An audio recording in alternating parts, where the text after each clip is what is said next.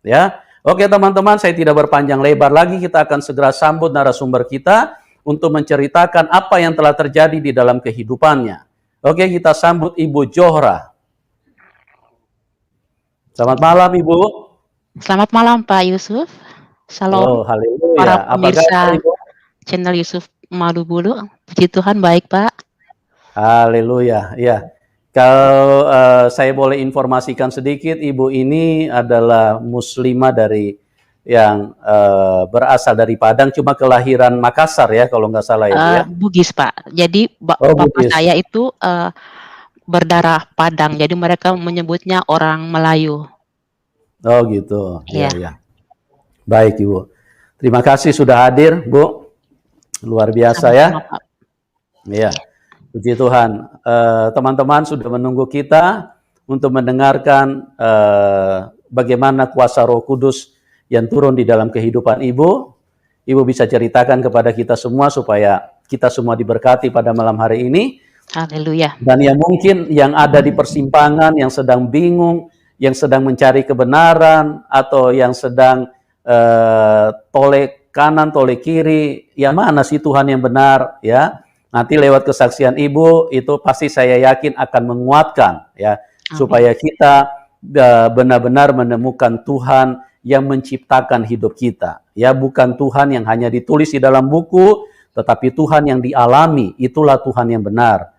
Oke, Ibu, waktu dan tempat saya serahkan kepada Ibu. Silakan Ibu. Terima kasih Pak Yusuf. Selamat Sama-sama. malam para pemirsa channel Yusuf Madubulu. Perkenalkan, nama saya Johra.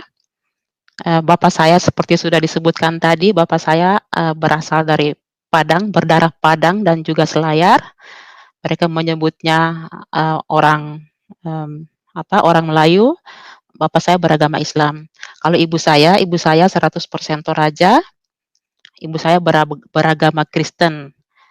Tapi di kemudian hari ibu saya mengikuti agama bapak saya masuk Islam, dan otomatis kami semua anak-anak mereka adalah Islam.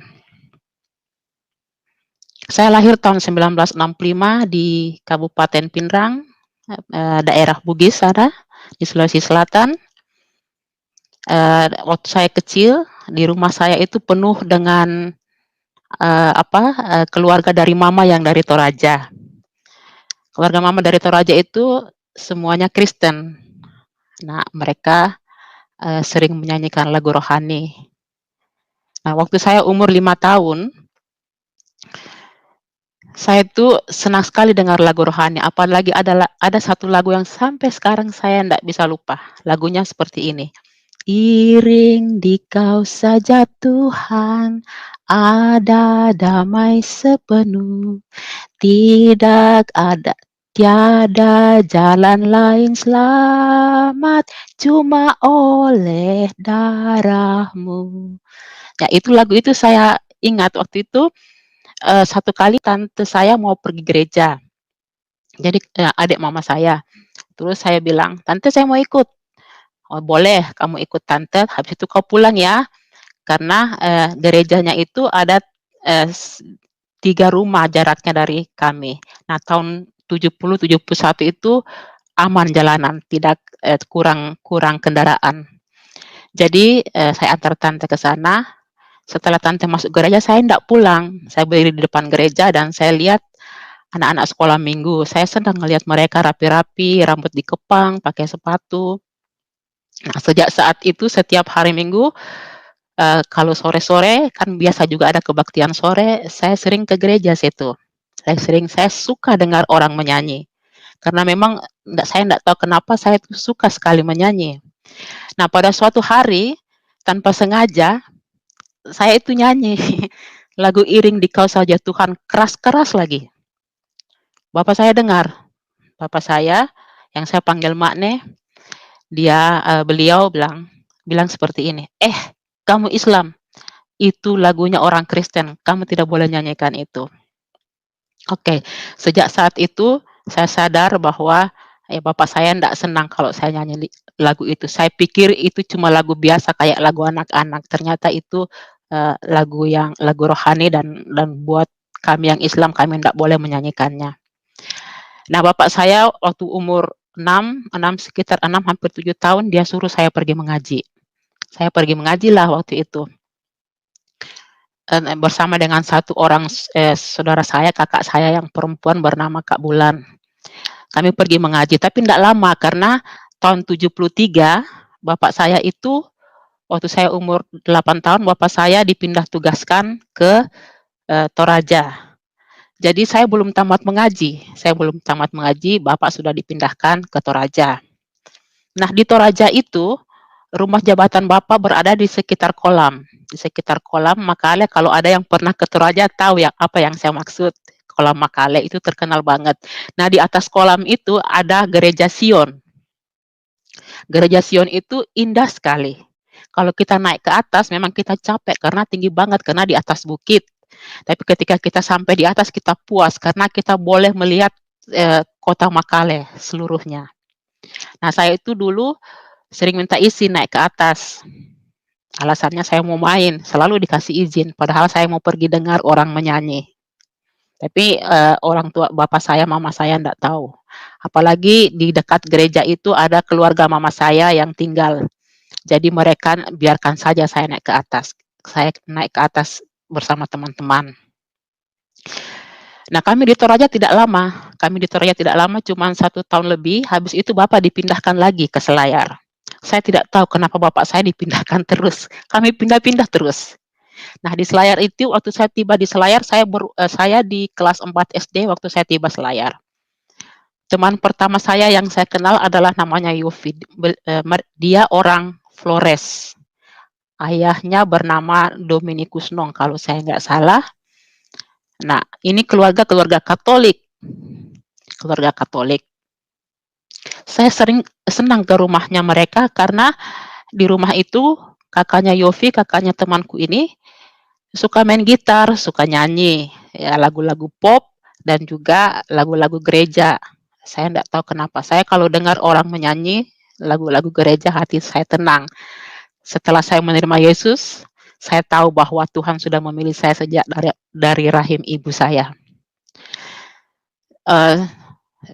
Singkat cerita, waktu saya umur 5, waktu saya kelas 5 SD, yang mungkin bapak saya melihat gelagat saya yang sudah mulai sering menyanyi lagu rohani sembunyi-sembunyi. Beliau meminta seorang ustaz, kalau saya tidak salah namanya Ustaz Burhanuddin di Selayar ini ya. Ustaz Burhanuddin untuk mengajar kami mengaji, bukan hanya mengaji, tapi juga mengajarkan apa itu Islam, bagaimana sejarah Islam. Nah, lewat Pak Burhanuddin ini kami diajar secara kontinu untuk mencintai Islam. Nah, waktu itu saya sudah kelas 1 SMP, saya sudah bertekad, saya mau sekarang mencintai agamaku. Saya sekarang mau serius dengan agamaku. Jadi saya sudah mulai mencari-cari informasi-informasi. Waktu itu kan informasi sangat minim sekali. Kita cuma punya televisi, koran, itu pun koran ya karena kami tinggal di daerah Selayar. Daerah Selayar itu adalah daerah pulau yang paling ujung Sulawesi Selatan. Jadi informasi saat itu karena transportasi juga tidak lancar saat itu, jadi informasinya tidak terlalu up to date. Tapi saya sering membaca apapun yang robek, koran robek pun saya baca waktu itu karena saya ingin mencari-cari informasi. Singkat cerita bapak saya dipindahkan lagi tahun 79 ke Palopo. Di saat saya mulai betul-betul mau mendalami Islam, bapak saya dipindahkan lagi ke Palopo. Nah, waktu itu saya kelas 2 SMP mau naik kelas 3. Saya bilang sama mama saya begini, "Mak, saya tidak mau ikut ke Palopo. Saya mau tinggal di Selayar. Tanggung Mak tinggal 1 tahun, biarkan saya selesaikan SMP saya di Selayar." Papa dan mama saya setuju. Akhirnya saya dititipkan di rumah keluarga Om Daniel dan Tante Marta.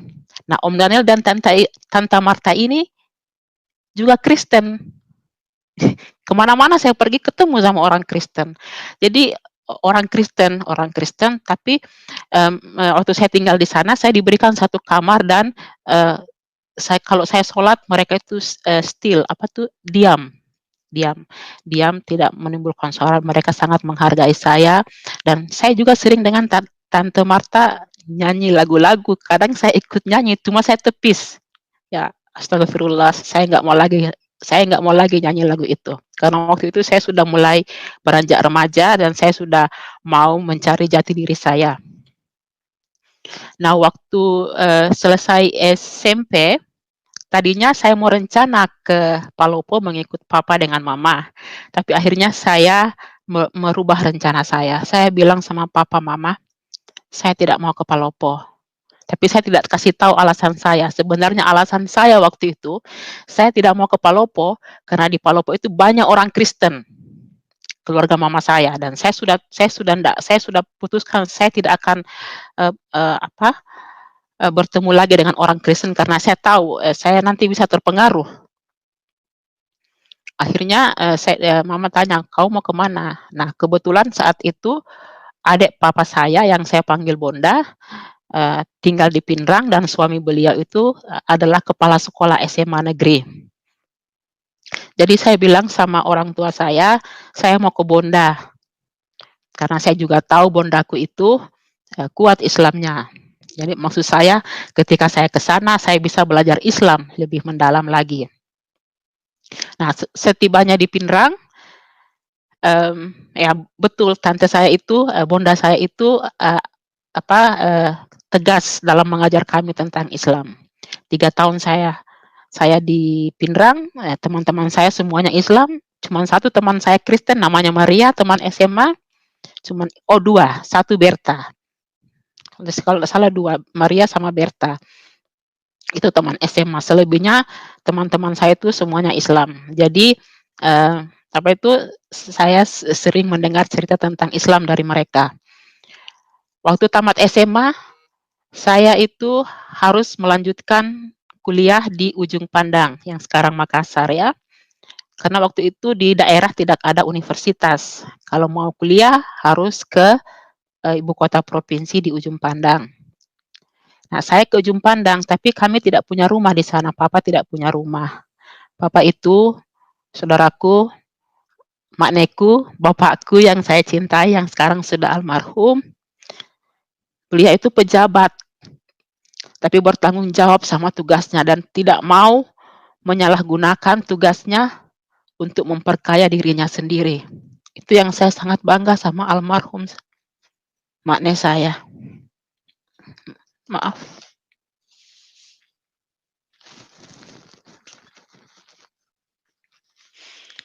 Nah, sesampai di Makassar karena kami tidak punya rumah, terpaksa saya harus tinggal di rumahnya nenek. Nenek ini saya panggil Oma. Oma ini adalah saudara dari mamanya mama saya. Jadi, Anda sudah bisa terka, agamanya pasti Kristen. Kalau dari pihak mama saya itu agamanya pasti Kristen meskipun ada 1, 2 juga yang sudah masuk Islam. Nah, saya tinggal di rumahnya Oma. Rumah Oma itu, mmm, tinggal juga, tante-tante lain, anak-anak Oma, ada Om juga. Ya, cuma saya sendiri Islam di situ. Suatu hari saya bilang sama mama saya, "Mama," karena saya kan sudah bertekad mau memperdalam Islam saya tidak mau untuk sementara ketemu dengan orang Kristen karena waktu itu saya pikir saya belum kuat, saya belum kuat. Jadi saya bilang sama mama saya, "Mama, maknya kan sudah mau pensiun, pasti dapat uang pensiun. Boleh ndak saya minta sedikit untuk, kontrak rumah nanti kalau itu berikutnya nanti biar saya cari-cari sendiri." Akhirnya mama bilang, "Oke, boleh." Jadi mama kasih saya uang waktu itu kalau ndak salah Rp150.000 untuk kontrak rumah. Itu waktu zaman itu udah banyak ya teman, apa, saudaraku. Nah, waktu kami sudah lihat rumah, uang itu sudah ada di tangan saya. Pas saya mau pergi bayar rumah itu bapak saya jatuh sakit. Waktu itu belum ada asuransi, ada si kartu kuning namanya tapi terbatas pemakaiannya, beli obat sendiri. Jadi uang itu habis untuk beli obat untuk bapak saya. Akhirnya ndak jadilah saya ngontrak rumah. tinggallah saya di rumahnya oma. Nah, tinggal di rumahnya oma, di situ tiap hari lagi saya dengar orang nyanyi, apalagi dekat gereja, rumahnya oma itu tidak jauh dari gereja Toraja. Nah, setiap hari Minggu itu saya lihat berbondong-bondong orang Kristen rapi-rapi, semua ke gereja, lewat di depan rumah oma, karena memang gereja itu di belakang rumah oma.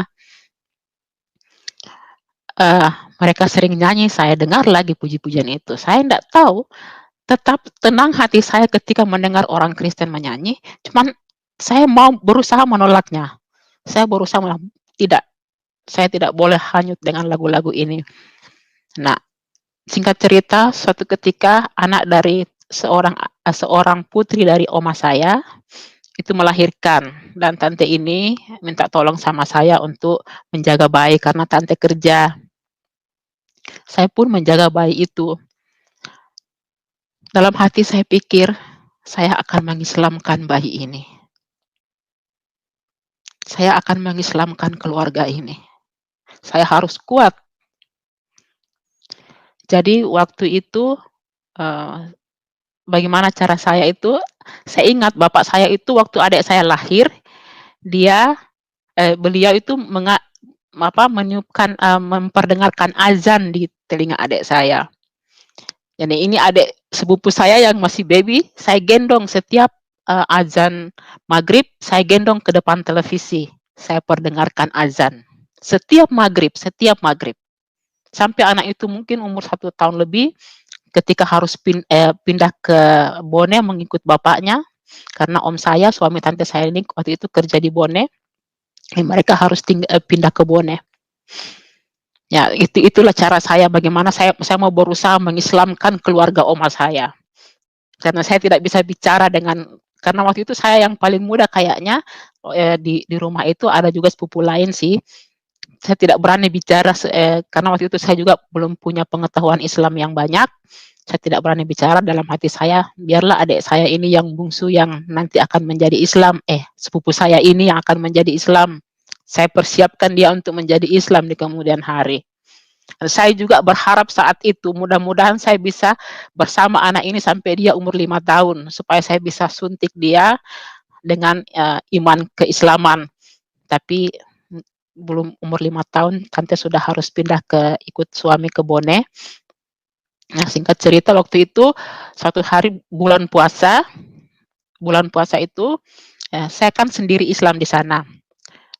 Jadi saya bangun sahurnya saya itu 2:30, jam 3. Setiap saya bangun sahur, oma saya selalu bangun membuatkan teh buat saya. Oma saya itu memang sering bangun subuh untuk memasak bubur buat cucunya, tapi bangun subuhnya itu jam 5, setengah 6, tidak pernah bangun jam 3. Jam 3 itu kan masih tengah malam. Tapi kalau dia lihat saya bangun, dia dengar saya masuk ke dapur, dia juga bangun buatkan saya teh. Itu cinta kasihnya oma, sampai sekarang saya tidak lupa. Oma saya sudah almarhum, tapi saya memuji Tuhan, oma saya sempat menghadiri pernikahan saya. Nah, singkat cerita, karena ada yang saya jaga, sepupu saya yang saya jaga sudah tidak ada.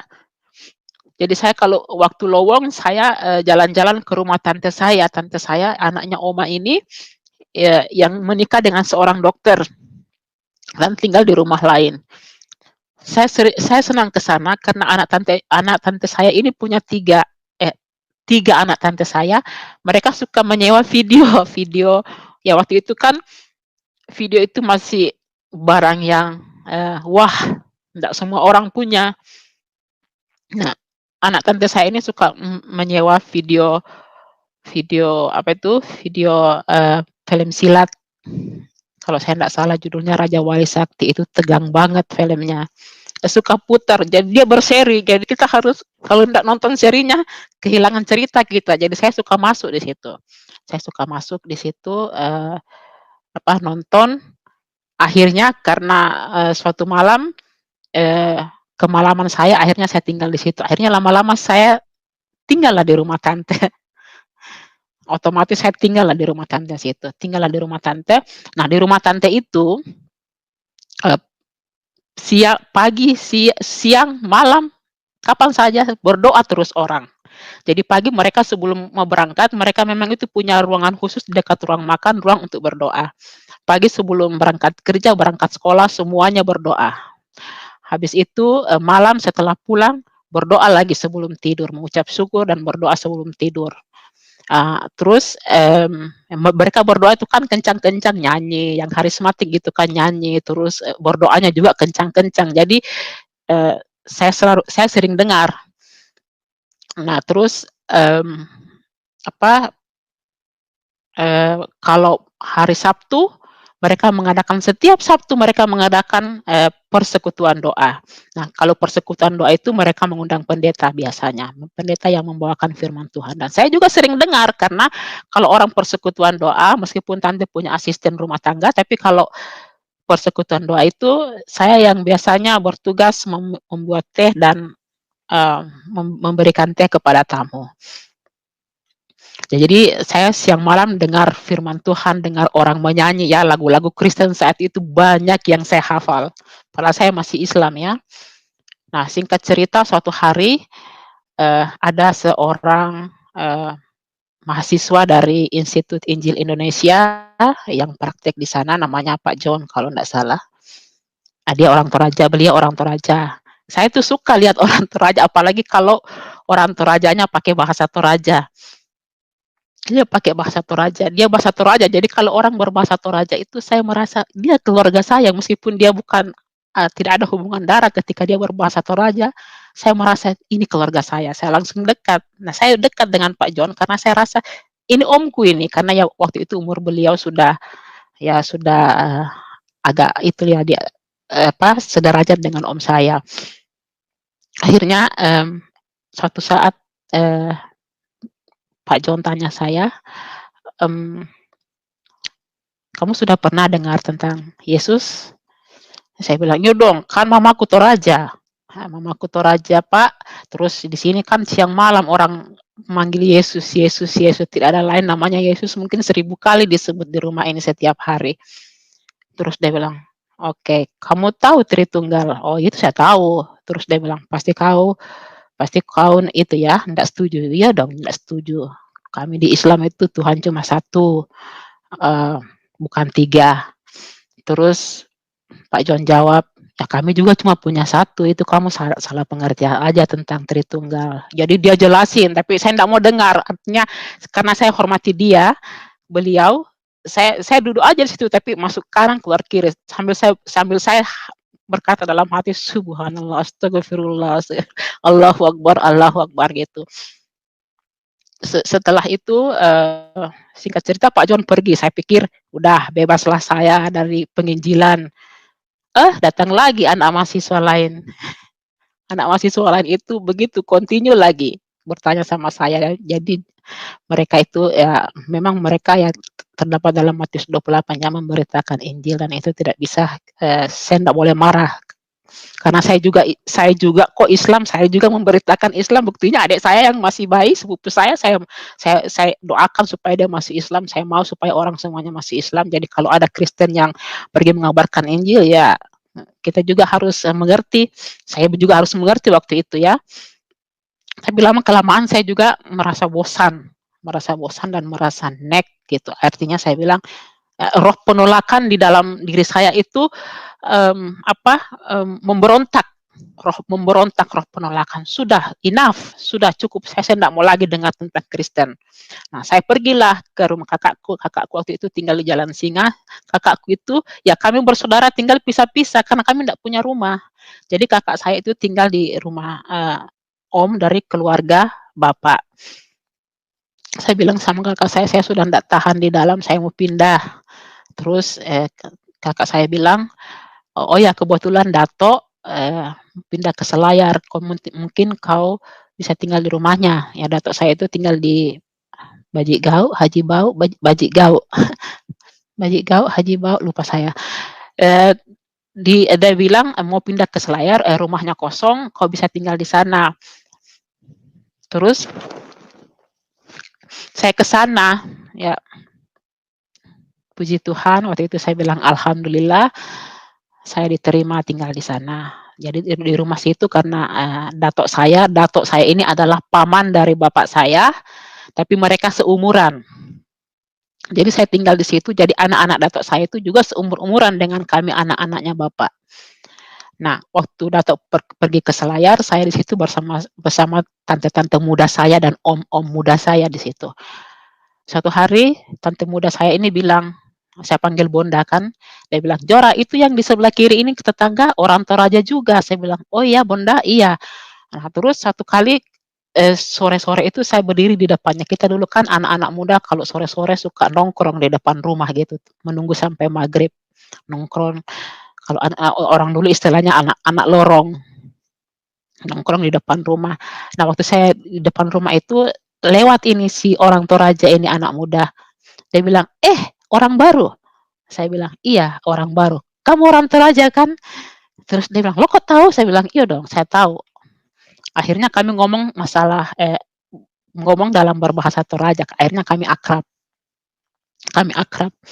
Nah, suatu hari, oh enggak, saya mau cerita dulu, saya itu ya, waktu saya Islam, saya itu, pernah dengar cerita, katanya kalau kita meninggal, ketika kita dikubur, 40 langkah pembawa, orang yang membawa kita ke kuburan itu meninggalkan kuburan. Nah, ketika 40 langkah dia meninggalkan kuburan, maka malaikat akan datang. Ini Islam yang saya, tahu waktu itu ya, saya minta maaf kalau Islam sekarang enggak seperti itu. Katanya 40 langkah malaikat akan datang bertanya kepada kita tentang amal perbuatan kita. Kalau kita tidak bisa jawab pertanyaan malaikat, maka kita akan disiksa kubur, siksaan kubur. Kita belum apa-apa ini kita dikubur sudah disiksa. Jadi saya berprinsip waktu itu saya harus perbanyak amal saya. Jadi kalau ada orang bilang, amal-amal saya sering sholat sunat. Karena saya pikir saya mau tambah amal. Dan waktu itu ada juga orang bilang, kalau kau ke masjid, amalmu lebih banyak daripada sholat di rumah. Jadi saya usahakan kalau maghrib sama isya saya di masjid, saya sambung. Karena masjid itu di depan rumah datuk saya ya, depan rumah, nyaris hampir di depan, ya sekitar 5 meter atau 10 meter, saya nggak tahu, saya paling tidak tahu ngukur-ngukur ya, tapi dekat banget. Nyaris tetangga kita dengan masjid. Suatu hari saya pulang sholat isya, saya pulang. Ya dulu kalau saya pergi karena saya takut sarung saya kotor di jalanan, saya takut sarung sholat saya kena najis di jalanan. Jadi saya kalau mau pergi ke masjid, saya pakai baju biasa, tapi itu sajadahnya saya, sarung saya, mukenanya saya lipat. Nanti di masjid baru saya buka, saya pakai. Kalau saya mau pulang, saya buka lagi, saya lipat. Ya, saya jalan ke rumah. Nah, waktu pulang dari masjid itu malam-malam, saya ketemu dengan ini orang Toraja. Loh, kamu Islam? Iya, saya Islam. Kamu kan orang Toraja ya, memangnya orang Toraja ndak bisa Islam? Terus, eh,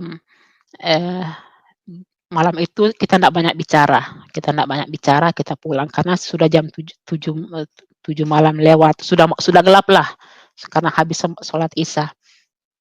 Jadi, besoknya itu saya ketemu lagi sama ini orang Toraja, dia ngoceh lagi, dia ngoceh terus, "Oh kamu ini," saya, tidak mau menghakimi kamu, tapi saya cuma mau bertanya, "Kok ada orang Toraja yang Islam?" Saya bilang, "Banyak kok om saya, sepupunya mama saya banyak yang Islam." Terus dia bilang, "Oh ya bagaimana?" "Bagaimana kamu sampai masuk Islam?" Saya bilang, "Saya Islam dari lahir." Saya ceritalah. Nah terus dia masuk dengan ceritanya tentang Bible, "Kamu sudah pernah nggak dengar cerita ini?" Terus saya bilang, "Ya sudah pernah." Saya dengan dia ini, ngobrol enak karena kami sebaya. Kalau dengan Pak John dulu dan dengan, mahasiswa I3 yang di rumah tante saya itu, saya sungkan. Jadi kalau meskipun saya tidak suka kalau dia ngomong, saya tetap duduk dengarkan gitu. Apalagi itu anak mahasiswa dari, I3 itu kelihatan berwibawa semuanya. Saya nggak tahu ada cahaya kemuliaan, anak muda tapi kelihatan berwibawa gitu. Jadi akhirnya, eee, saya bilang sama dia, sama itu orang Toraja, "Ah kau biar berbusa-busa mulutmu ngomong soal Yesus, saya toh tidak akan percaya sama Yesus. Saya bilang sama dia, ini orang Toraja. Nah, singkat cerita, saya tidak tahu kenapa satu dan lain hal, kalau saya tidak salah datuk saya itu mau renovasi rumah, jadi saya harus pindah atau bagaimana, saya harus pindah dari rumah situ. Saya tidak tahu mau kemana, saya sudah tidak mau lagi kembali di rumah tante. Saya bilang, "Gimana saya harus pindah?" Akhirnya saya memilih, saya pindah ke rumah, eee, adik mama saya. Adik mama saya itu seorang suster di Rumah Sakit Pelamonia dan dia tinggal di asrama suster. Nah, akhirnya saya tinggal di sana. Saya pikir ini tante saya ini, Kristennya ndak kuat, karena saya kenal tante saya dulu ini, dia orangnya ndak kuat Kristennya, dia Kristen hari Minggu ke gereja, hari Minggu doang ke gereja. Beda dengan tante saya yang satu ini yang siang malam. Dalam dalam hati saya seperti itu, ternyata saya salah. Saya di sana ternyata tante saya sudah lahir baru. Siang malam juga berdoa.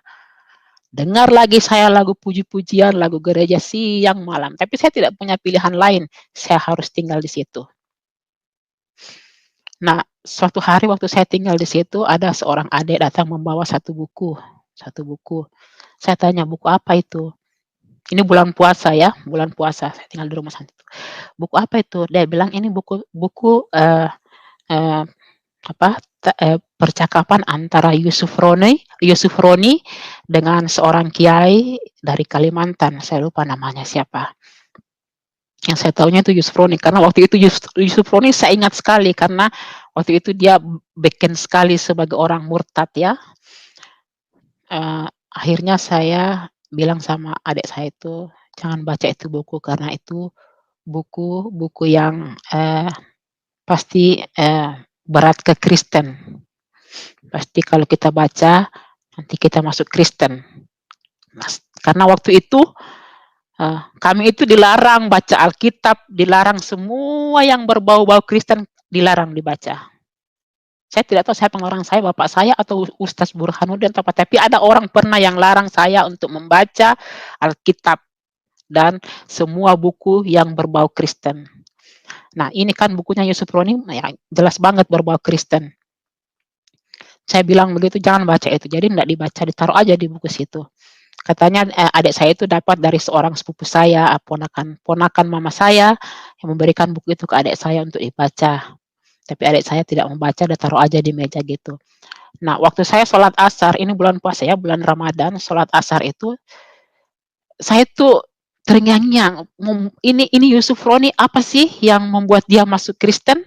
Apanya sih yang hebat itu Kristen? Saya ini udah kenal Kristen sejak lahir, bersama dengan orang Kristen, terus saya mau cari tahu. Akhirnya karena saya mau cari tahu, pingin banget tahu, saya ambil itu buku, saya baca setelah saya sholat asar. Nah, di situ, saya baca Yusuf Roni menjelaskan bahwa salah satu penjelasannya bahwa di akhir, eee, di akhir zaman nanti, Isa Al-Masih akan menjadi, hakim. Nah, masih ingat saudara, apa kerjaan saya selama muslim? Mengumpulkan amal. Hakim yang akan menimbang amal dan dosa. Di situ pikiran saya, yang mau menimbang nanti amal dan dosa saya ini berarti Isa Al-Masih dong. Saya pikir, Isa Al-Masih. Nah, waktu itu kita sepakat, siapa itu Isa Al-Masih? Isa Al-Masih dalam Islam adalah, di Kristen adalah Yesus. Nah, di situ mulai saya berpikir, ini Yusuf Roni ngarang. Tapi Yusuf Roni sertakan di anunya, dia bilang, "Ini ada terdapat dalam, surah ini." Nah, waktu itu saya belum punya Al-Quran. Saya rajin sholat waktu itu, tapi saya tidak punya uang untuk beli Al-Quran. Tidak ada uang. Akhirnya saya ke samping, ada tetangga tante saya yang orang Buton, suster, saya tanya, "Kak, boleh ndak pinjam Al-Qur'annya?" Saat itu Al-Qur'an sudah ada yang diterjemahkan. "Boleh ndak pinjam Al-Qur'annya?" "Oh ya boleh Dek, tapi nanti kau kasih kembali ya, karena Kakak juga mau baca." Ya, waktu itu kan bulan puasa, kita orang Islam kalau bulan puasa sebanyak mungkin membaca Al-Qur'an, karena kita akan dapat amal lebih banyak lagi. Jadi saya bilang, "Iya Kak, saya cuma pinjam sebentar kok, habis itu saya kembalikan. Habis maghrib ya Kak, boleh ndak?" "Iya boleh, habis buka puasa kembaliin ya Dek."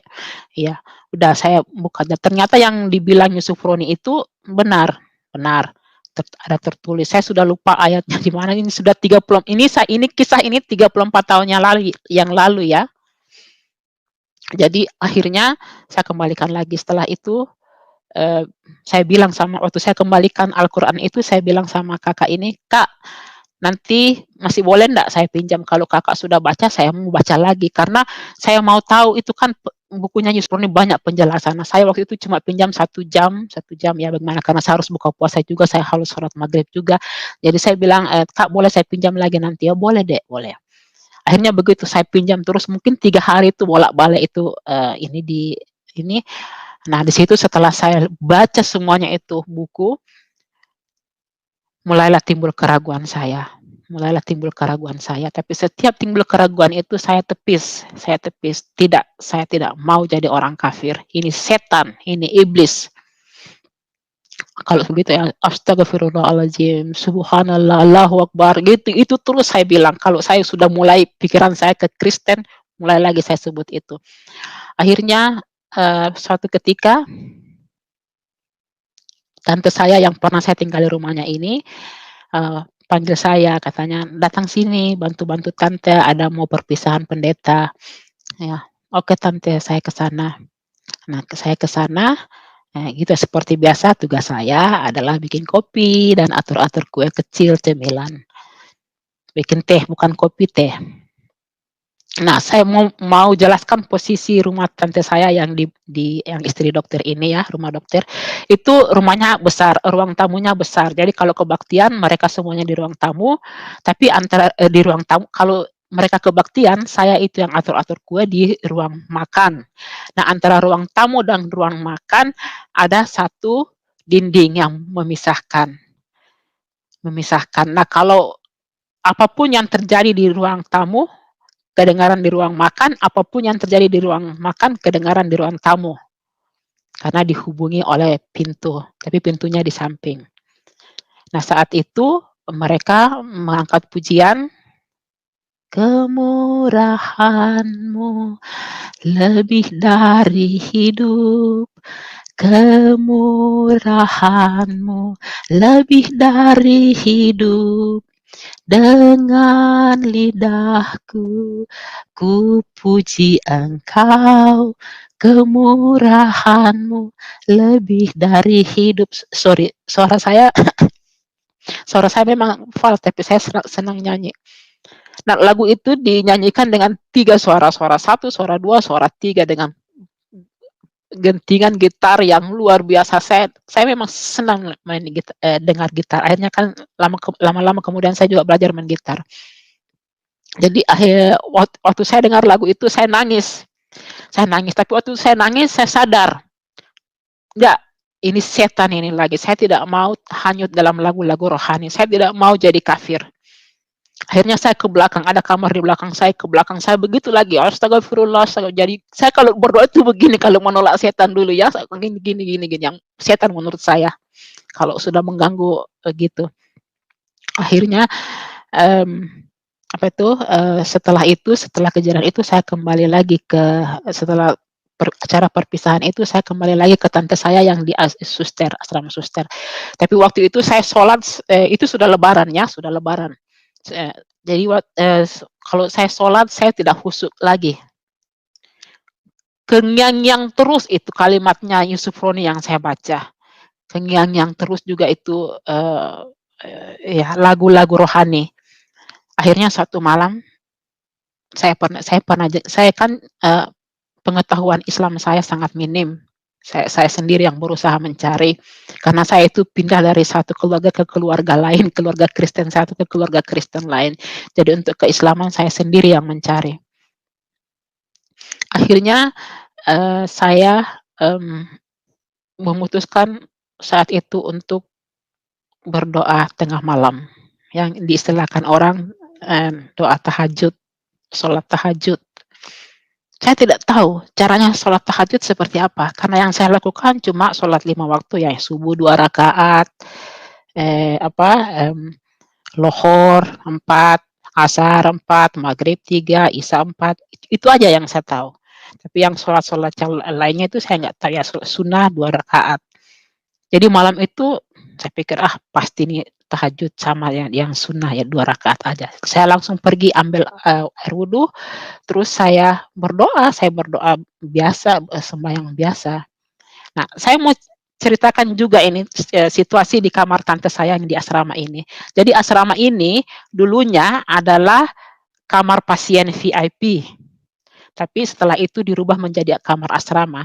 Jadi setiap suster mendapat 1 kamar. Nah, kamar itu kira-kira luasnya 6 kali 4 meter.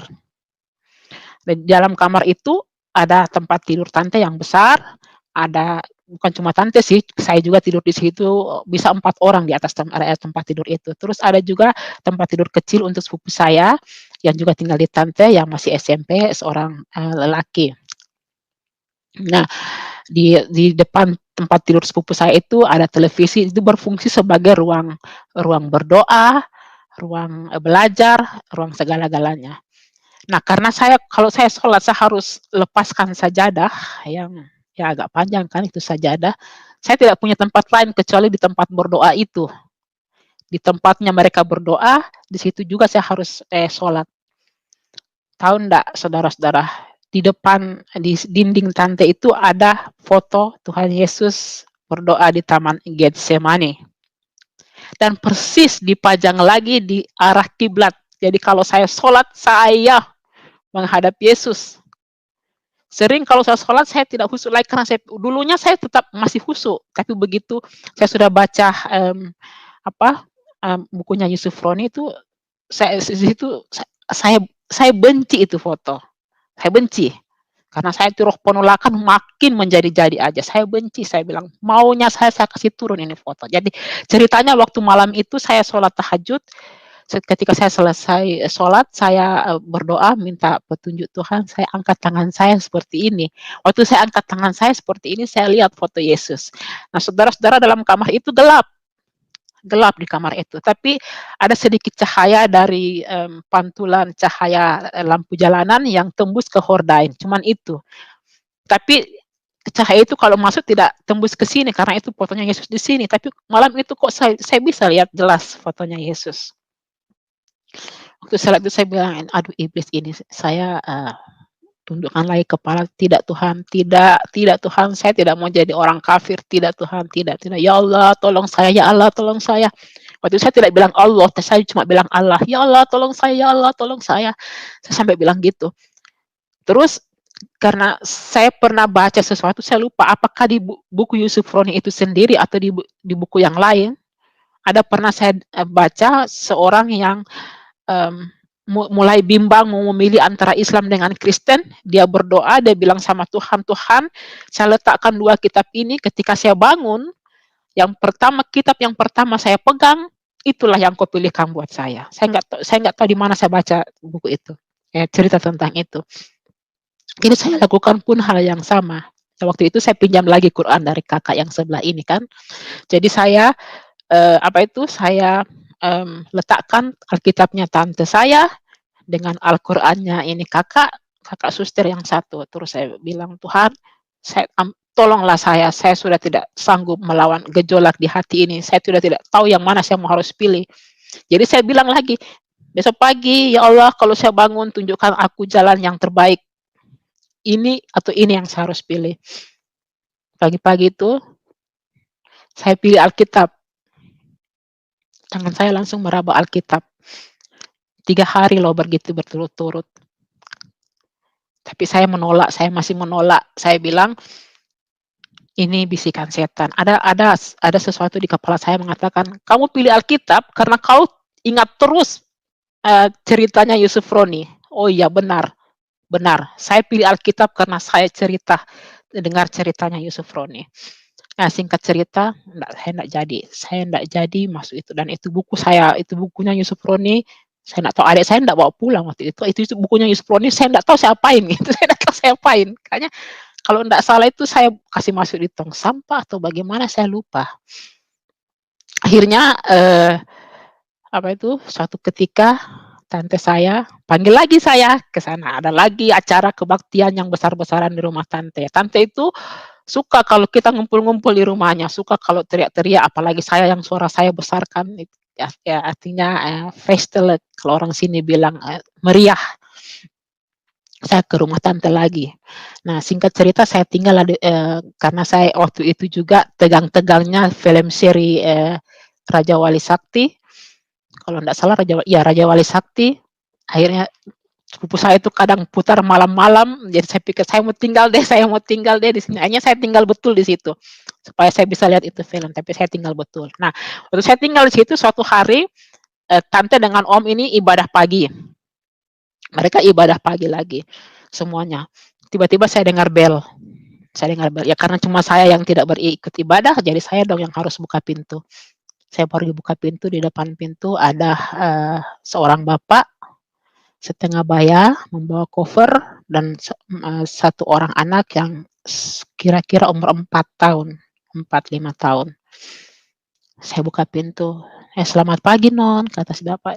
"Pagi Pak, dokter ada?" Ya, om saya, suami tante saya itu udah seorang dokter. "Ada Pak, tapi om lagi berdoa di belakang." "Boleh saya masuk non?" "Silahkan silahkan Pak."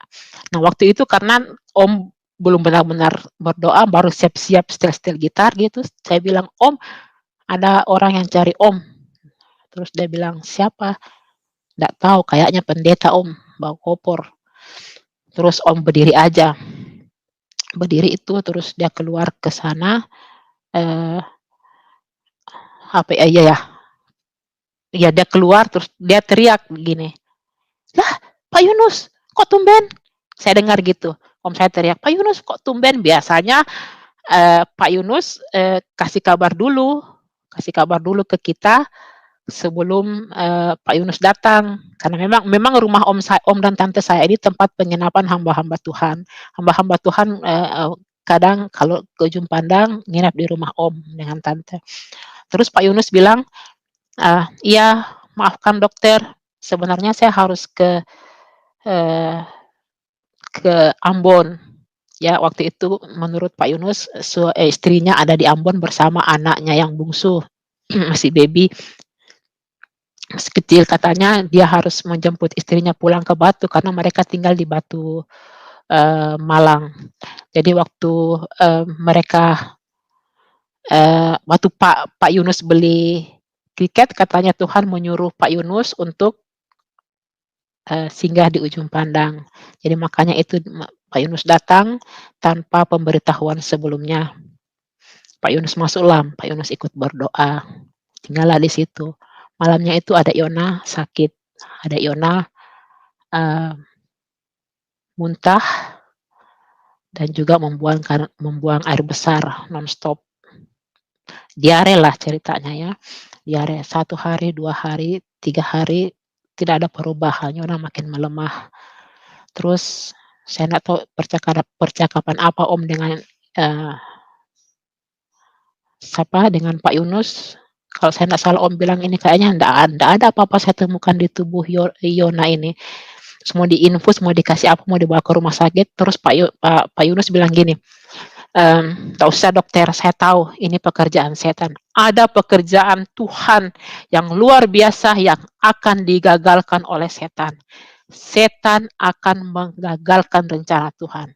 Saya yang dengar itu nggak pernah kan dengar nggak ada kami di Islam istilah-istilah seperti itu, ada setan. Masa sih rencana Tuhan mau digagalkan oleh setan? Nggak ada di Islam seperti itu ya. Tuhan itu berkuasa, ya setan tidak bisa mengagalkan rencananya. Jadi, eee, waktu sudah bilang begitu, saya bilang, "Ih, gila imannya orang Kristen, anaknya sakit," dia bilang, "nggak usah dibawa ke rumah sakit, itu anak udah berapa hari sakit." Nah terus, mmm, besok paginya itu saya lagi menyapu-menyapu di oh enggak, malamnya itu saya, di dapur, mereka berdoa di ruang doa, itu antara ruang doa dengan dapur ada semacam lobang seperti ini tempatnya kita mengirim makanan, karena di dekat ruang doa ada ruang makan. Jadi dulu dulu itu ruang doa adalah ruang makan, jadi ada lobang begini tempat orang mengirim makanan dari dapur ke ruang makan. Nah, karena jadi apa percakapan yang ada di ruang doa juga kedengaran di dapur. Nah, waktu itu saya dengar Pak Yunus tanya, "Itu non yang itu hari jemput saya di luar kok enggak pernah ikut berdoa?" Karena itu hari sudah 2 apa 3 hari Pak Yunus di sana, saya enggak pernah ikut berdoa dengan mereka. Terus Om bilang, "Oh, dia agama seberang," kata Om. "Oh, gitu ya." Terus besok pagi itu saya lagi nyapu-nyapu di belakang, Pak Yunus ini datang hampiri saya, "Non punya waktu enggak buat, eee, Non punya waktu enggak buat kita ngobrol sama-sama?" Terus saya bilang, "Maaf tadi itu tetangga saya, ini saya online di depan jendela. Oh, Non punya punya waktu enggak kita ngobrol sama-sama?" Terus dalam hati saya, "Aduh Tuhan, mau lagi ini, pendeta lagi mau bicara soal Trinitas, Tritunggal, apalah." Terus, saya bilang, "Boleh Pak, saya kan waktu itu ya bapak saya dulu itu selalu ajar saya untuk sopan, meskipun kau tidak suka, jangan langsung bilang tidak di depan orang, jangan kecewakan orang." Jadi terus, aduh Tuhan, "Okelah Pak, tapi jam 11 nanti saya harus pergi kuliah Pak." Terus dia bilang, "Oh, enggak apa-apa Non, 5 menit aja kalau Non punya waktu." "Oke Pak, saya mandi dulu ya Pak." Oke sudah, saya mandi, setelah saya mandi itu di dalam kamar mandi itu saya sengaja Saudara lama-lama, saya pikir kalau saya lama-lama di kamar mandi saya tidak punya waktu lagi nanti buat Pak Yunus kan, karena saya tahu pasti saya akan diajar lagi tentang Alkitab, saya sudah bosan. Akhirnya, mmm, 10:30 gitu, karena jam 11 saya harus ke kampus, kira-kira 10:30 saya keluarlah temui Pak Yunus, saya sudah siap dengan baju kuliah saya, sudah tenteng kamus saya, ya saya kan orang sastra harus bawa kamus kalau pergi kuliah. Saya masuklah ke dalam, saya temui Pak Yunus, "Mari Non kita ke ruang tamu, kita di sana berbincang-bincang." "5 menit ya Pak, karena saya harus jam 11 saya harus berangkat." "Iya 5 menit, 10 menit bolehlah." Terus pas saya mau duduk, tiba-tiba ada Yona yang di kamar yang sedang sakit itu muntah. Muntah, jadi terpaksa Pak Yunus masuk lagi terus, kan pintu kamar terbuka jadi saya lihat Pak Yunus, apa itu, lap muntahnya, terus dia berusaha kasih minum Yona, tapi Yona ndak mau minum, ada Yona tidak mau minum.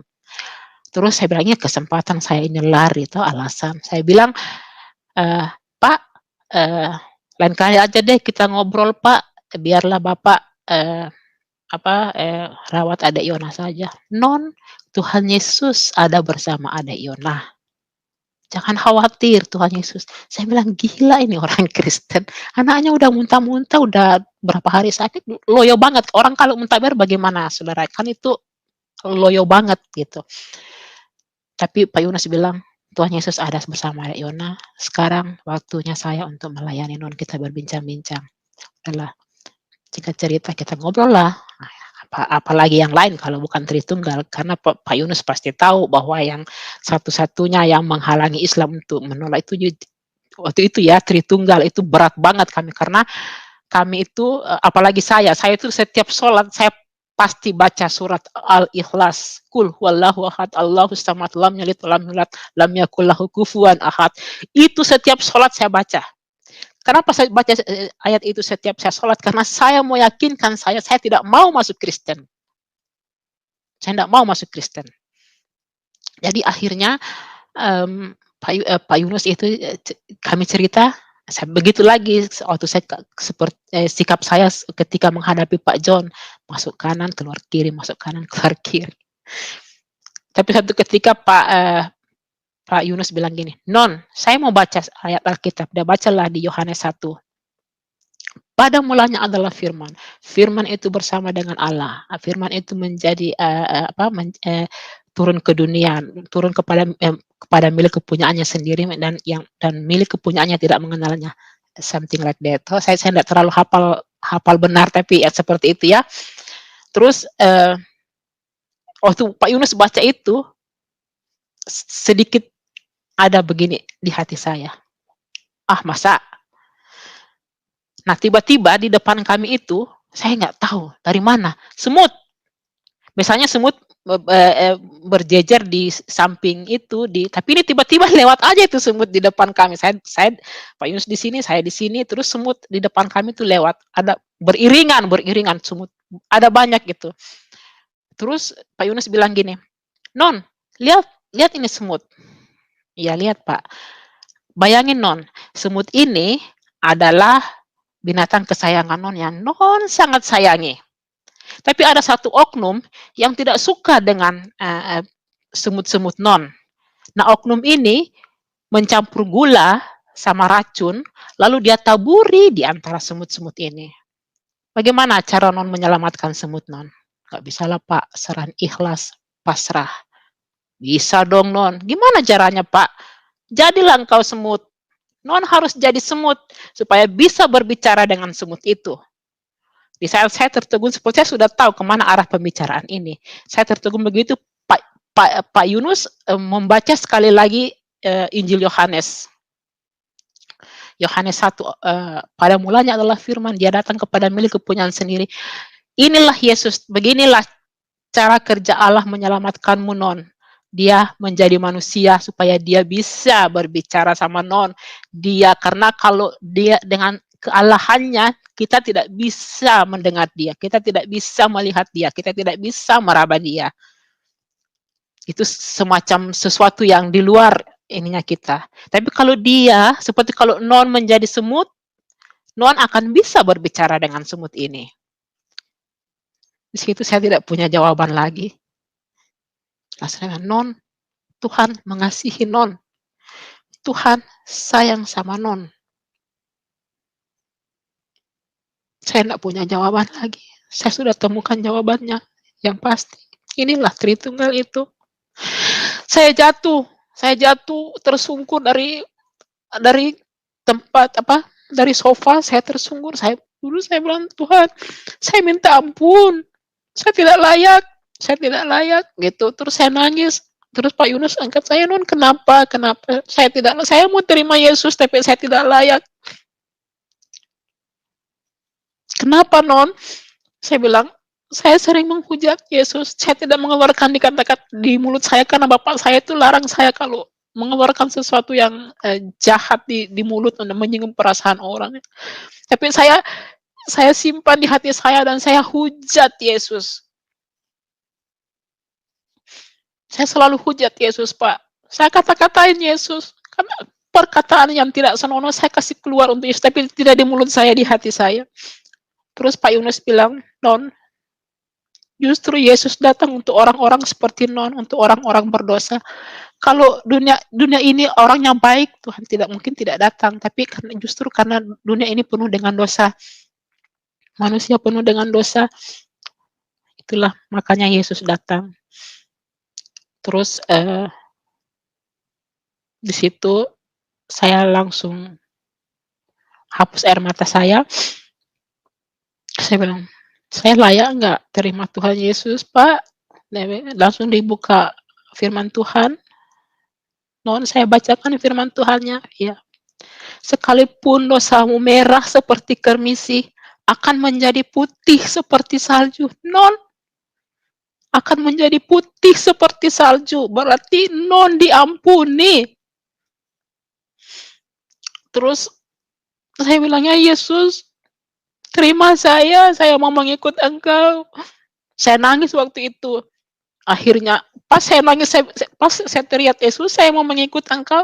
Tiba-tiba ada Yona yang dari kamar yang tadi tidak mau minum, berteriak.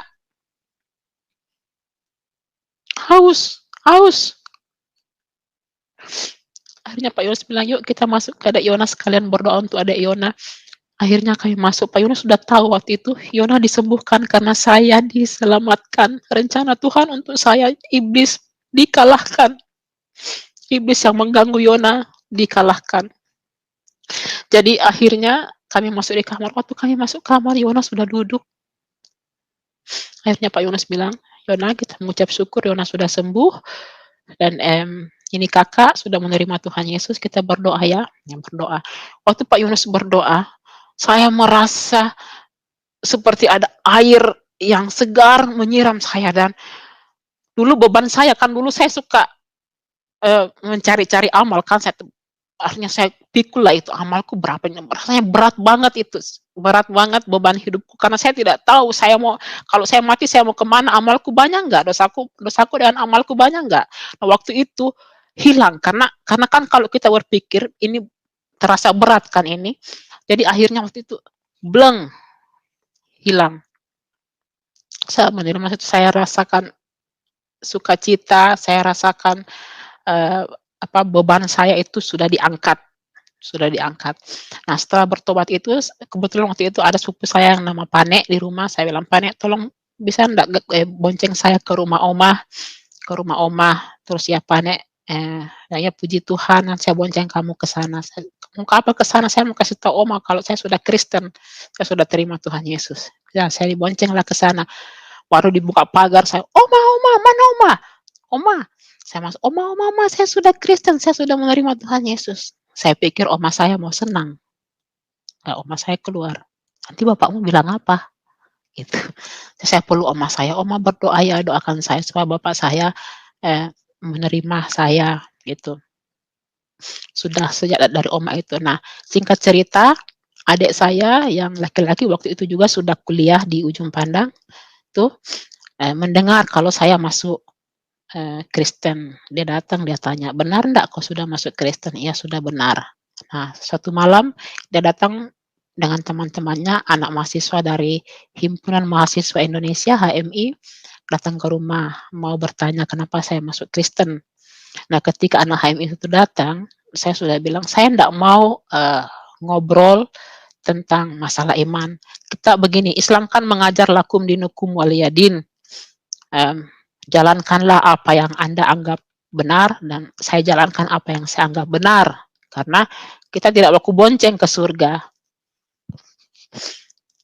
Kalau saya benar, saya tidak bisa bonceng Anda. Kalau Anda benar, Anda tidak bisa bonceng saya. Satu-satunya cara Anda doakan saya dan saya doakan Anda. Kalau Anda melihat saya di jalan yang salah, karena saya sudah murtad, saya akan doakan Anda.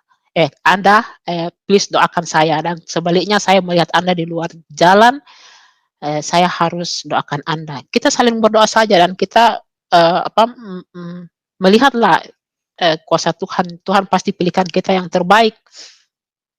Tapi dia tidak mau terima ucapan saya itu. Dia bilang, kami mau tahu alasan kamu masuk Kristen. Apakah kamu dibayar, apakah kamu dihasut, apakah kamu di ini?" Saya bilang, "Tidak ada yang menghasut saya dan tidak ada yang membayar saya. Saya sendiri yang memilih dan saya sudah tahu resikonya ini." Karena waktu saya terima Yesus sempat Pak Yunus kasih saya ayat Mazmur 27 ayat 10 ya, bahwa ayah dan ibumu akan meninggalkan engkau kalau kau mengikuti Yesus.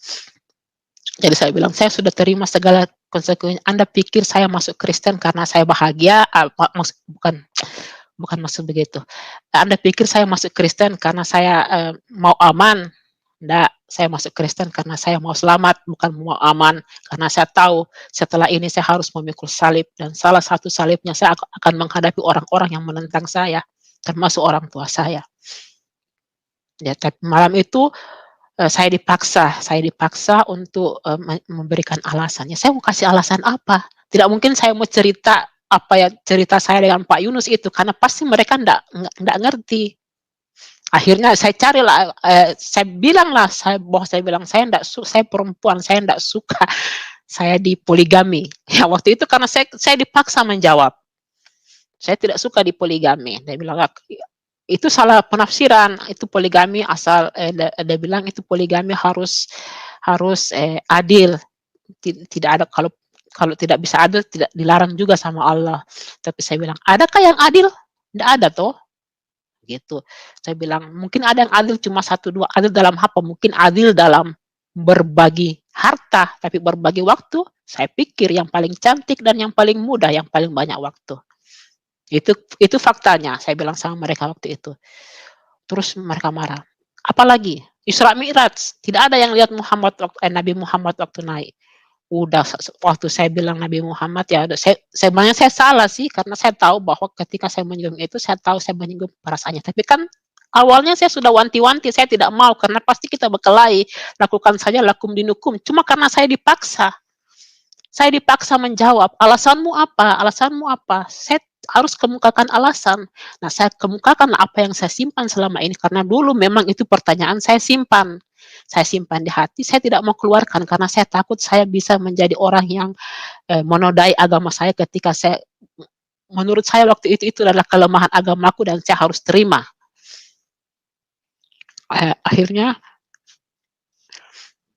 adik saya menampar saya malam itu, yang saya mengerti. Saya mengerti dan saya maklumi kenapa adik saya menampar saya, karena menurut kami waktu itu, menurut kami ya, ya saya nggak tahu kalau Islam yang lain. Saya dengar dari adik saya, kalau ada anak yang, murtad sebelum dia menikah, itu dosanya masih ditanggung oleh orang tua. Dan saya tahu adik saya membela orang tua saya saat itu ketika dia menampar saya, adik saya membela. Karena saya tahu cerita itu, persyaratannya di Islam itu seperti apa. Jadi saya mengerti, waktu saya ditambah adik saya terima saja dan saya menganggap inilah salib saya. Nah, waktu itu tante dan om saya tidak ada di rumah, tante dan om saya sedang mengikuti kebaktian tahunan di Batu Malang. Jadi yang ada di rumah situ cuman, eee, cuman saya, eee, 2 sepupu saya dengan Pak Yunus ini, dengan ada beberapa orang lah, dan mereka itu lagi berdoa di belakang. Mereka sempat dengar saya ditampar dan Pak Yunus bilang, "Ada Tuhan Yesus bersama dengan dengan, Non Non, dia panggil Non saya waktu itu. Akhirnya, eee, waktu adik saya pulang dengan anak HM itu, saya masuk ke dalam, saya berdoa, Pak Yunus kasih duduk saya, "Selamat ya Non, Non sudah berhasil memikul salib yang pertama, akan menyusul nanti salib-salib yang berikutnya yang lebih berat daripada ini. Siap ndak Non?" "Siap Pak." Ya, waktu itu saya merasakan kasih mula-mula ya, Anda yang saya pikir, banyak di antara Anda yang pernah menghujat Yesus lalu menerima Yesus secara pribadi, pasti merasakan apa yang saya maksud dengan kasih mula-mula. Waktu itu kita siap mati untuk Yesus, apapun yang terjadi, tapi kita tidak membunuh orang ya, maksudnya kalau kita dibunuh orang, kita sudah siap mati, saat itu. Itu yang saya rasakan saat itu. Setelah kami berdoa, saya masuk kamar.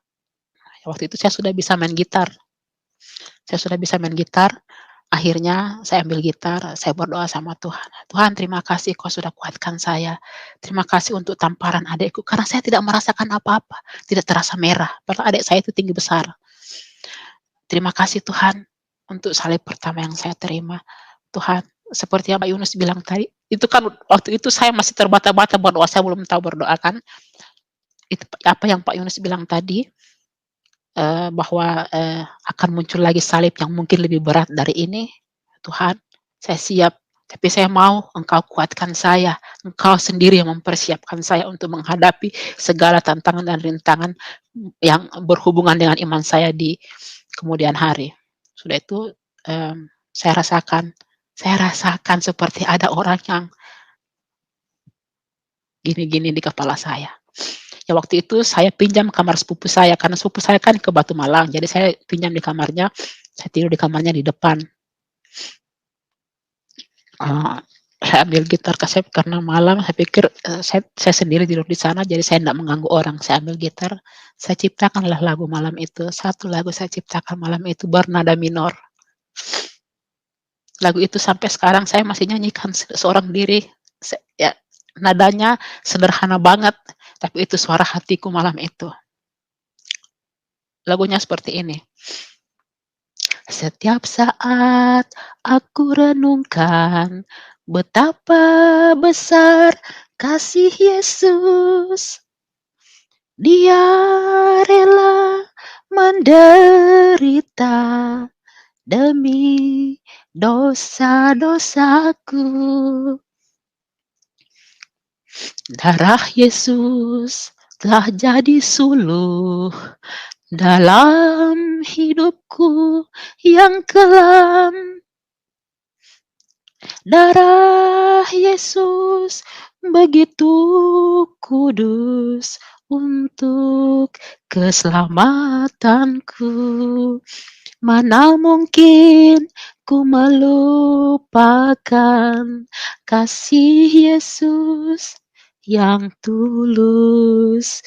Terima kasih, oh Tuhan, terpujilah namamu. Anda dengar sendiri saya punya suara fals, tapi saya suka nyanyi, dan lagu itu saya ciptakan malam itu. S lagu itu tercipta dalam waktu 5 menit. Saya nyanyikan lagu itu berulang-ulang, habis itu saya berdoa lalu saya tidur. Di dalam tidur saya itu, saya bermimpi. Saya melihat seorang anak berjalan memegang kain putih. Saya tahu anak itu anak kecil, saya tahu anak itu saya. Tapi saya memegang, kain putih seperti ini. Terus beberapa langkah itu, tiba-tiba saya lihat ada tangan memegang tangan anak itu, mengambil tangan anak itu. Jadi, oh, di situ baru saya tahu, oh, kain putih itu adalah jubah. Kain putih itu adalah jubah dan tangan itu adalah, pemilik jubah itu. Akhirnya, saya itu sorry ya, kaki saya kram. Saya, dibawa dibawa orang itu membawa saya ke depan peti hitam. Ke depan peti hitam, saya tidak melihat muka orang itu ya, saudara-saudara, saya dibawa ke depan peti hitam, terus saya mendongak di depan peti hitam itu ada mama saya pakai baju hitam, sudah ini. Terus saya bilang, saya nangis, "Ini mama saya." Waktu saya nangis itu tiba-tiba saya terbangun. Saya terbangun, saya bangun lagi duduk, saya bangun duduk, saya berdoa, "Tuhan, apa maksudnya ini mimpi? Apa Tuhan maksudnya ini mimpi?" Terus saya dikasih hikmat, "Mamamu mati rohani. Dia ingin bangkit,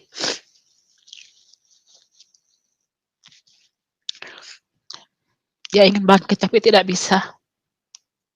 Dan saya mau memakaimu untuk menolong mamamu." Itu yang Tuhan artikan mimpi itu ke saya malam itu.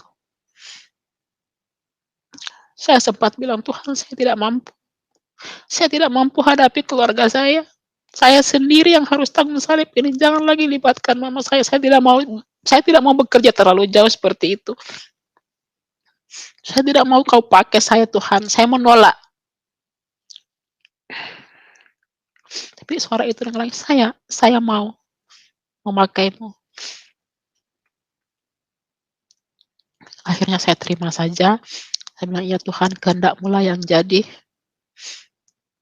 Sudah itu, singkat cerita teman-teman, saya, waktu itu oh ya, waktu anak HMI itu sebelum dia pulang ya, itu malam, ada satu orang yang bilang begini sama saya, "Saudari, apa yang saudari telah katakan kepada kami malam hari ini, eee, jangan dikatakan di kampus ya, itu kami sudah terima alasan saudari dan itu hanya untuk kita malam ini." Oke. Dan memang betul saya cuma sempat 2 hari ke kampus dan saya tidak bilang apa-apa. Tapi saya pakai kalung salib, sempat teman saya kaget melihat, "Ih, apa ini?" "Iya, saya sudah Kristen."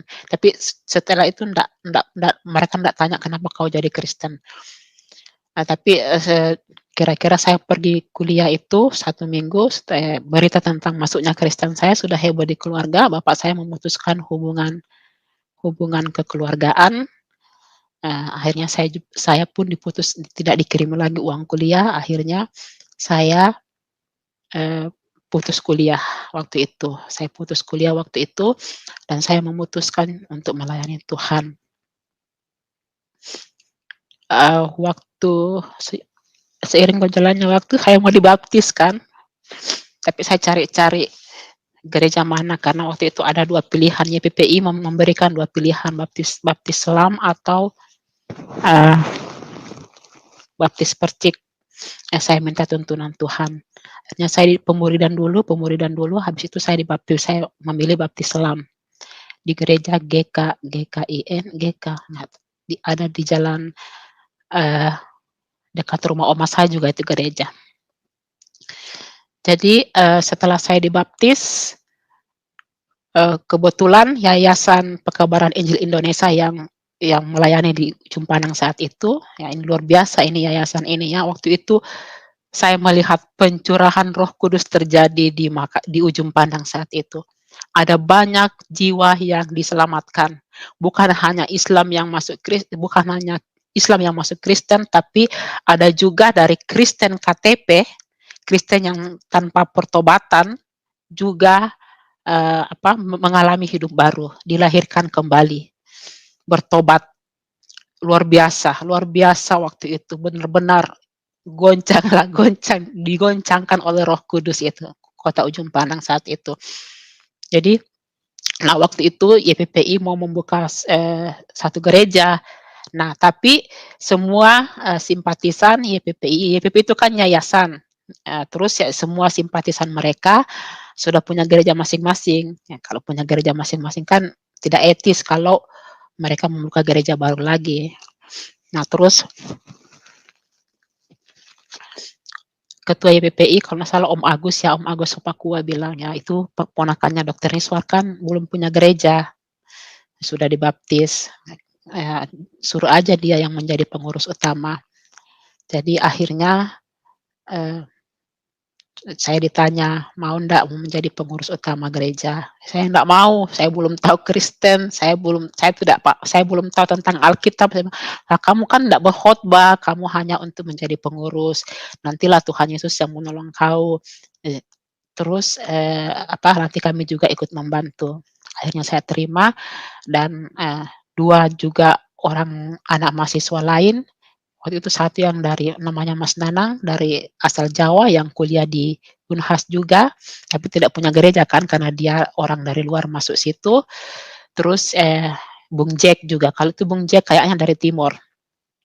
Kami bertiga ini, eee, ditunjuk sebagai pengurus utama untuk membuka gereja, GPII, Gereja Pekebaran Injil Indonesia, yang sekarang sudah berubah menjadi GMII, Gereja Masehi Injili Indonesia kalau tidak salah. Kami, kebaktian pertama itu di rumah om saya, rumah om dokter ini. Tapi lama-kelamaan karena sudah banyak, eee, simpatisan, akhirnya, rumah om sudah tidak cukup lagi, terus ada, apa, Ramayana Tour, Om Niko almarhum, Niko Pasaka menawarkan, eee, gedung aula aula di, kantornya untuk kami jadikan gereja kalau hari Minggu. Akhirnya nah, pendeta kami yang pertama adalah Pak Aris Ilu, saat ini beliau sedang nonton. Selamat malam Pak Aris, beliau sedang melayani Tuhan di Hong Kong. Demikian Pak Yusuf kesaksian saya. Halo Pak Yusuf. Halo, haleluya, puji Tuhan. Oh ya Pak, Ya, tunggu dulu saya tambahkan dulu. Ya saya harap kesaksian saya ini ditonton oleh keluarga saya yang Islam. Saya tidak membenci Islam ketika saya memilih untuk menjadi pengikut Kristus. Saya ya, mengikut Kristus karena saya dipilih dan pilihan itu tidak bisa saya elak. Dari kesaksian saya sudah terlihat berapa kali saya lari, tapi saya diburu terus. Kalau ingat kisah Yunus lari di perut ikan juga diburu. Saya juga begitu diburu terus, sudah masuk dalam pilihan Tuhan. Saya tidak kuasa menolaknya dan saya minta terima kasih kepada keluarga saya yang sekarang menerima saya apa adanya. Saya mengerti saat itu saya dibuang, saya mengerti. Dan sekarang mereka sudah menerima saya apa adanya, mereka mencintai saya. Tapi tidak ada pun satu dari keluarga saya yang pernah bertanya. Nah sekarang mereka sudah tahu. Dan bagi kalian, bagi Anda yang mengatakan bahwa saya masuk Kristen karena lelaki Belanda, kebetulan suami saya orang Belanda, itu tidak benar. Saya masuk Kristen tahun 86, saya bertemu dengan suami saya pertama kalinya tahun 94 dan kami menikah tahun 95. Terima kasih Pak Yusuf, Tuhan memberkati. terima kasih Ibu, luar biasa ya. Tuhan Yesus Tuhan yang dahsyat, Tuhan yang sangat baik. Amin. Sekalipun manusia menghujat, melecehkan, bahkan terus merendahkan, tapi kasih-Nya melampaui apapun, termasuk kebencian yang ada di dalam seseorang, itu terkalahkan karena kasih-Nya jauh lebih besar. Seperti pada waktu Tuhan Yesus disalib, orang berteriak-teriak, salibkan dia. Artinya manusia menginginkan Tuhan disingkirkan, Tuhan dibunuh, salibkan dia. Salibkan dia. Manusia tidak menginginkan dia. Tapi Tuhan itu tidak bisa dibantah kalau dia itu Tuhan. Tuhan Yesus keluar dari mulutnya, ampuni mereka. Karena mereka tidak tahu apa yang mereka perbuat. Mereka tidak tahu bahwa setan sedang menguasai mereka. Mereka tidak tahu kebencian yang ada di dalam mereka itu karena setan melilit. Setan lagi mencekik dan mencengkeram mereka sehingga mereka ada di dalam suasana, ada di dalam hati yang penuh dengan kebencian, kemarahan, emosional, kebrutalan. Nah, setan itu kerjaannya hanya membunuh manusia. Makanya orang kalau sedang kesetanan, yaitu yang muncul di dalam pikiran mereka itu bunuh, bunuh, bunuh.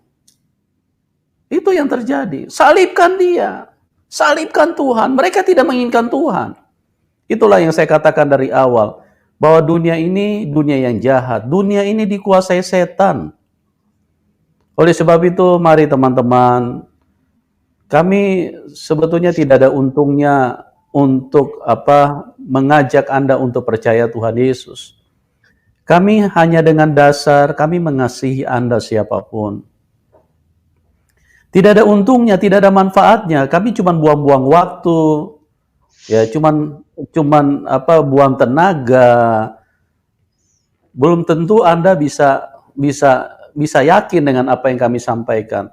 Tapi karena kasih Tuhan meluap di dalam hati kami, sehingga kami tidak ingin berhenti untuk berbicara.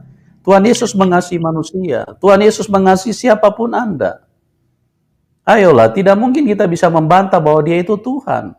Karena kalau manusia, kita muka asam sedikit, mereka sudah kepengen membalas, bahkan kalau perlu mereka pukul kita. Tapi kalau Tuhan Yesus sudah diteriakin, maksudnya diteriakin sama orang Israel, sama manusia, salibkan dia, salibkan dia, salibkan dia. Tetapi yang keluar itu kasih. Jadi kasih itu melampaui kebencian. Kasih itu melampaui kemarahan. Kasih itu melampaui semua kejahatan yang ada di dalam manusia.